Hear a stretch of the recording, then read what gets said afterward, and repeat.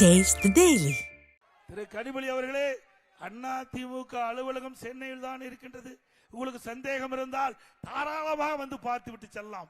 இதே நேரத்தில் திராவிட முன்னேற்ற கழகத்துக்கு ஒரு சோதனை வந்த பொழுது உங்களுடைய கட்சி அலுவலகத்தை இங்கே திமுகவிலிருந்து பிரிந்து சென்றவர்கள் கைப்பற்ற நினைக்கின்ற பொழுது அதை காப்பாற்றி கொடுத்த கட்சியினுடைய தலைவி புரட்சி தலைவி அம்மா என்பதை மறந்து விடாதீர்கள்.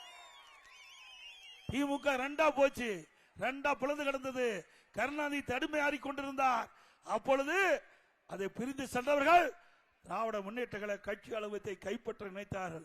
அதையும் அண்ணா திமுக அரசாங்கம், அண்ணா திமுக கட்சி தான் காப்பாற்றி கொடுத்தது என்பதை நினைவு வைத்துக் கொள்ள வேண்டும் என்று தெரிவித்துக் கொள்கின்றேன்.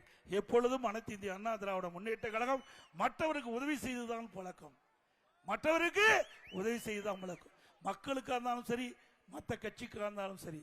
ஆனா திமுக எப்பொழுதுமே மக்களுக்கும் உதவி செய்து கிடையாது, தாங்களோடு இருக்கின்ற கட்சிக்கும் உதவி செய்ய, கூட்டணி கட்சிக்கும் உதவி செய்த வரலாறு கிடையாது என்பதை நேரத்தில் தெரிவித்து